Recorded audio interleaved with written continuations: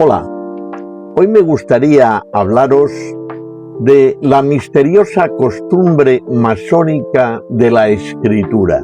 Escribir hoy en día, cada vez reconocerlo, al menos una gran mayoría, queda reducido a unos pocos. A partir de esta idea, ¿por qué volver a la pluma puede mejorar la memoria, el juicio y el trabajo interior de todos nosotros?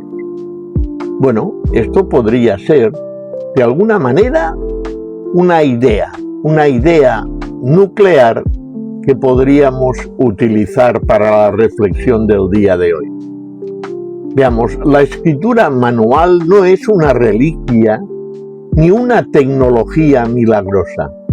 Su valor masónico podría residir en que convierte una impresión fugaz en un trabajo deliberado, porque aparte y con diferencia a lo que siempre utilizamos, es decir, el ordenador, la tableta o el celular, nos obliga de alguna manera a seleccionar, ordenar, contrastar, recordar y asumir la responsabilidad sobre la palabra escrita. Esto nos da quizá o nos podría dar un criterio de rigor, ya que el texto distingue una tradición documentada de la interpretación simbólica. También nos evita e impide tres exageraciones frecuentes. Escribir a mano es siempre superior al teclado. Hay que reconocerlo, y el que no quiera reconocerlo quizá no lo ha estudiado bien. Porque llevar un diario, por ejemplo, por sí solo, en realidad nos hace falta tener una constancia de abrir el diario, empezar a pensar lo que se ha hecho y después transcribirlo rápidamente. El cuerpo principal podríamos redactarlo para una lectura directa para nosotros mismos cuando recorremos de alguna manera lo que hemos escrito, y que pensemos que años después o un tiempo después, cuando leyéramos aquello, nos vinieran a la mente los recuerdos. Esto en la constancia, digámoslo así, de una escritura de diario. Vamos a ver, el mandil, los guantes, el silencio, la marcha ritual, todo esto es una constatación masónica que la tenemos muy, digámoslo así, muy impresa. Esto no hace falta que lo escribamos. Pero como masones nos acostumbramos, por ejemplo, a escribir actas para que la logia no pierda su memoria, pero lo hacemos desde el ordenador. Entonces, esto ya nos desdibuja la esencia de hace muchos años, de hace centenas de años, porque lo hacían de una manera diferente y en realidad queda muy diferenciado. Incluso algunos hoy en día recurren digámoslo, a procesos de inteligencia artificial o grabadoras para grabar toda la esencia de una tenida y después explicarla cómo haría o cómo debe hacer más reducidamente un secretario de la logia. Entonces, ¿por qué volver al papel? ¿Se trata de nostalgia, de una manía de iniciados, o existe una razón mental o práctica? Yo creo que la respuesta es más interesante que un simple la escritura a mano es mejor y punto. No siempre lo es. El teclado gana en velocidad, edición, accesibilidad, archivo y difusión. Esto es cierto. Pero precisamente porque la mano es más lenta, obliga al pensamiento a tomar decisiones. No puede capturarle todo. No lo puede capturar todo, evidentemente. Tiene que elegir, y elegir es ya empezar a comprender para después expresar en papel. La tesis que quisiera darle a este vídeo es sencilla. La costumbre masónica de escribir no vale por ser antigua, sino porque transforma la palabra en trabajo, La pluma no garantiza sabiduría, pero puede crear las condiciones específicas para que el pensamiento deje de ser una especie de, de utopía y que se convierta en construcción. Conviene empezar por la historia y hacerlo sin adornos. La masonería moderna no se sostuvo únicamente mediante gestos transmitidos de boca en boca. Necesitó documentos. Las constituciones de Anderson, publicadas en 1723, reunieron una historia legendaria del oficio, los llamados antiguos deberes, las reglas, los cantos, no demuestran una continuidad secreta e ininterrumpida desde la antigüedad. Lo que sí muestran es que la masonería organizada quiso fijar por escrito su identidad y sus normas. Las actas masónicas, como bien sabéis, cumplen una función todavía más concreta, ya que en realidad la teoría es de que cada logia conserve un libro de actas como un registro permanente de sus reuniones. Su orientación actual admite la escritura manuscrita con tinta permanente y no considera suficiente un archivo exclusivamente electrónico. No porque un archivo digital sea inútil, sino porque la memoria institucional necesita permanente custodia y una forma reconocible. Esto es la teoría, ¿no? La logia de Edimburgo, por ejemplo, de Mary's Chapel número 1, conserva actas desde julio de 1599. Es una de las demostraciones más poderosas de lo que puede hacer la escritura. Porque hay personas desaparecidas hace 4 siglos que todavía, fijaros bien, dejan un rastro verificable de su trabajo. Entonces no existían ordenadores, no existía la nube, no existía el disco duro. Existía un registro, algo anterior a 1599, que asociado a Atchison Heaven, que era una logia ya extinguida, aún tenemos, fijaros bien, datos importantes para saber lo que pasaba en ella. Por lo tanto, es de comprender que una logia sin memoria escrita depende demasiado del recuerdo cambiante de sus miembros, que una vez fallecidos y con el transcurso de los años, incluso siglos, queda totalmente fenecida. En muchas obediencias de tradición francesa y continental e hispánica, aparece además la plancha y una exposición o disertación preparada para ser leída y trabajada en logia. En el mundo anglosajón esta práctica puede ser quizás marginal y adoptar otros nombres. Aquí no vamos ahora a entrar en ello, se trata de la idea nuclear. Por tanto, no es una costumbre universal idéntica en todas las masonerías. Pero en donde existe la masonería, queda expresada una idea esencial. Antes de tomar la palabra, el hermano debería tallarla, exponerla, esenciarla. Y entonces, la definición quizás de una plancha, que un día hablaremos de mi libro Las planchas masónicas, en realidad es un trabajo que se cincela. Es una imagen muy exacta. Redactar no consiste en acumular frases como quien amontona piedras. Consiste en quitar lo sobrante hasta que aparezca una fórmula o una forma, una medida, una expresión, una esencia que pueda sostenerse ante los demás y quedar ahí para siempre y que pueda ser comprendida pasados los años. En realidad, el simbolismo masónico permite dar un paso más siempre que lo representemos o lo presentemos como interpretación y no como hecho científico. El antiguo tablero de trazar organizaba visualmente signos, herramientas, recorridos. La página puede cumplir hoy una función semejante. Ofrece un espacio limitado donde una idea adquiere posición, distancia, jerarquía y relación. Pensar en la cabeza es rápido y cómodo, también es engañoso.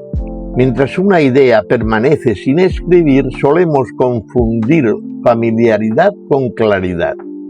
Creemos que sabemos lo que queremos decir porque reconocemos el tema. ¡Ay! Pero hace falta plasmarlo en el papel. Y aquí es en donde aparecen de inmediato las grietas. Porque una palabra vaga, una contradicción, una conclusión que no se desprende de las premisas, o una cita cuya fuente no recordamos y la redactamos mal, lo difiere todo y lo engaña todo y lo desfigura. Por eso, quizás el escribir es una prueba de carga. La piedra que parecía sólida en la imaginación puede quedarse cuando intenta soportar una frase completa. Y eso no es un fracaso. Eso es exactamente el intentar hacer el trabajo bien. Hay una circunstancia que tiene que quedar muy clara, lo que la ciencia permite afirmar y lo que no. Hay que ser claros, nosotros tenemos que conceptuar las cosas con claridad.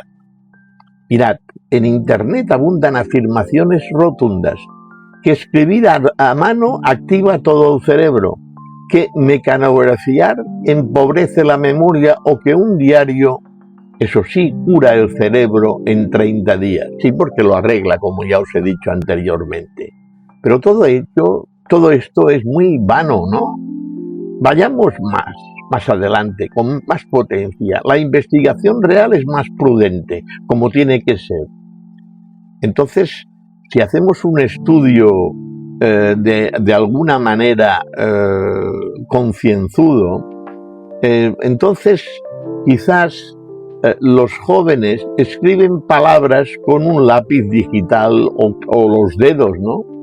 Y a veces con un solo dedo. Y esto es un resultado interesante porque apunta a la participación sensoriomotora más rica. Pero el experimento, quizás si lo hacemos, no nos mide el aprendizaje y nos podría medir sencillamente un acto, ¿no? El de escribir o las diferencias de escribir con un bolígrafo, una pluma o un ordenador. Entonces, si hacemos una crítica académica o lo intentamos hacer, podríamos ver que no hay un patrón fijo cerebral en una prueba que la escritura manual mejore automáticamente el rendimiento. Podríamos decir que, por ejemplo, también podríamos comparar un cuaderno de papel y una tableta con lápiz y un teléfono. Fijaros, el cuaderno de papel, la tableta con lápiz y después un móvil.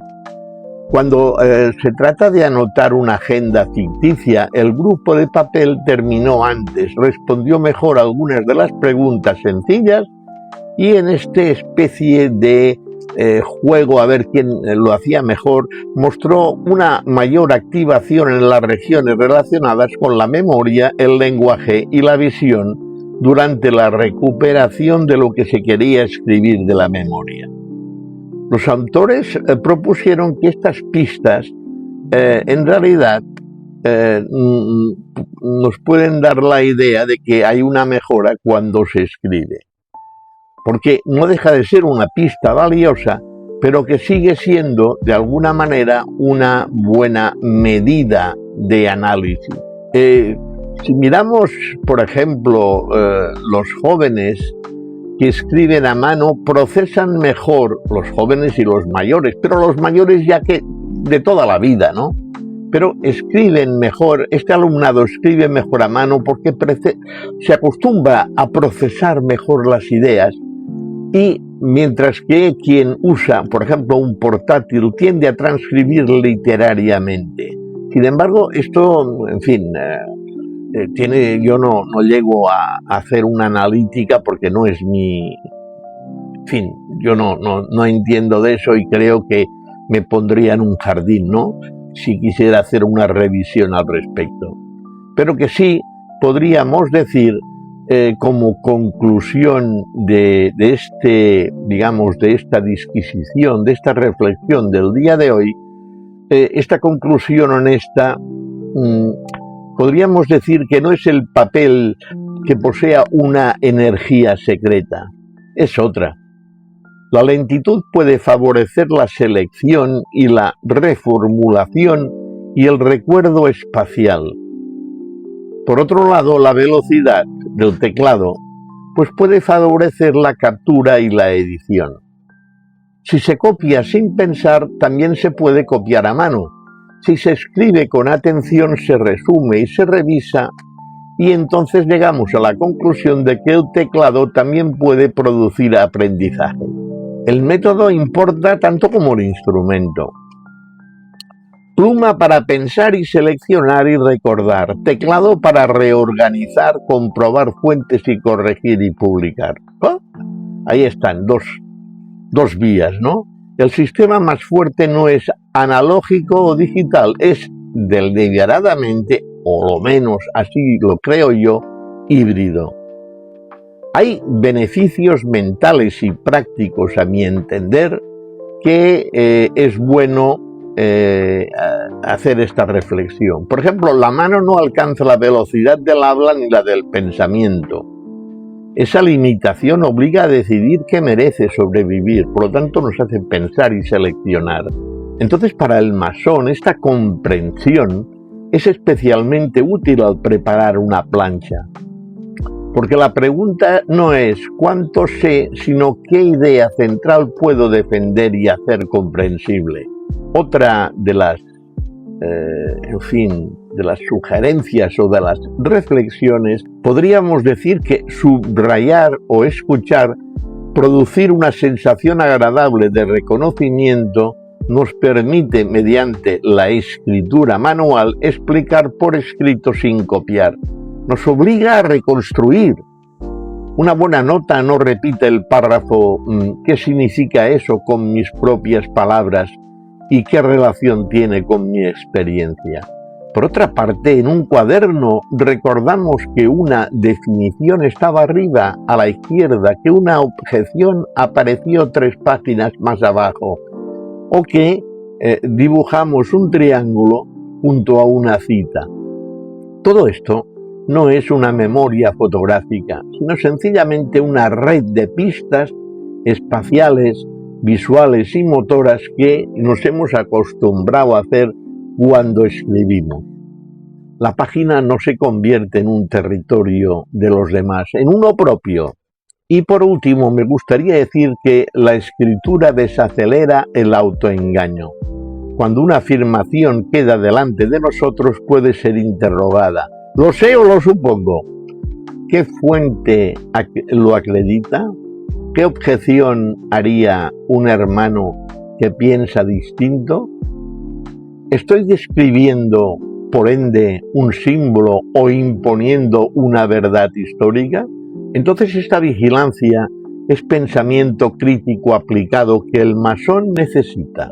En fin, podría seguir más, pero yo creo que con todo lo que os he dado tenéis una buena gestión de esta reflexión. Me gustaría vuestras opiniones aquí abajo y recordad, como que aún sigo en el proceso de intentar recuperar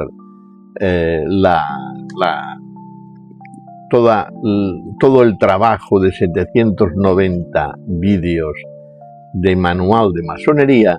Me gustaría que os suscribierais los que aún no lo habéis hecho, que compartierais este vídeo y que sigáis aquí apoyando a lo que tiene que ser siempre un canal de masonería, tranquilo, discreto y sin ofender.